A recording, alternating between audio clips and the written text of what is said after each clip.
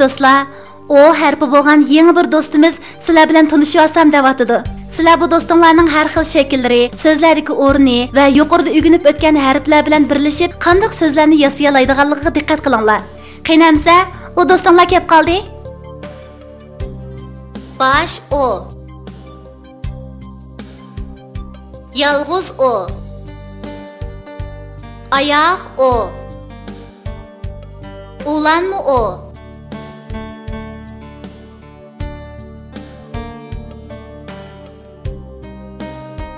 Osman jim o'ltir. O'qil solaman. Unta o'qilma, Yahya qo'rqaman.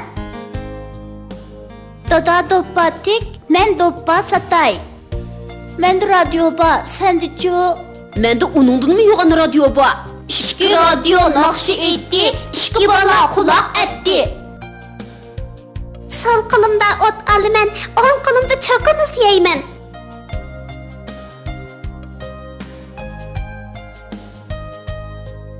O ne on o te ot oga rani qo'shsak ora bo'ladi. O re ara ora. Oga tani qo'shsak ota bo'ladi. O teata ota. A teata ata. O te ot o teata ota. Ata ot ota.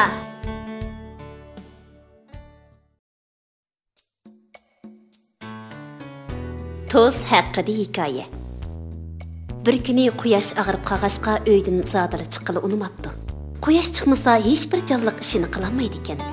Buningdan ajablangan toz quyoshni yo'qlab berib, uning uyining oldida larzon usulga tushibdi. Quyosh tozning maqsadini tushunib uydan chiqishga ma'qul bo'ldi. Yana bir kun, yana bir hayotlik boshlanibdi. Toz quyoshni osmonga chiqarib atgandan keyin orom elib o'tirgan bir jup ota bolani ko'ribdi.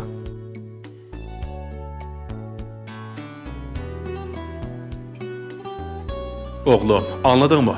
Radyoda bugün yağmur yağıdı devatıdı. Etizdeki kalan otlarını tezrak otu ötey. Deptu atısı bir çağda. Ma'qul. Deptu bala. Ula etizgi keptu. Alay oğlum, otni mağı orgaq bilen al. Deptu atısı.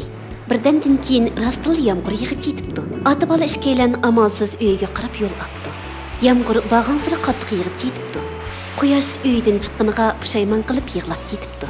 Biroq har qancha qilsa-mu, bulutlar orasidan qaytib tushamabdi. Ota bola qizg'in paranglashib ketibsa, ularga heliqi toz uchrab qopdi. Toz ularga atdiganda quyoshni qanday qilib osmonga ib chiqqanligini so'zlab beribdi ekan, ular tozga rahmat aytibdi va uni uyiga mehmon bo'lishga taklif qilibdi. Toz borolmaydiganligini aytib, ular bilan xo'shishibdi. Ota bola ikkisi uyiga qaytishibdi. Tozmu quyoshning yanım qattiq ag'rib qilishidan ansirab, uni qaytirib akagili minibdi. Shunday qilib toz quyoshning insonlarning yaqin do'sti bo'lib qopdi.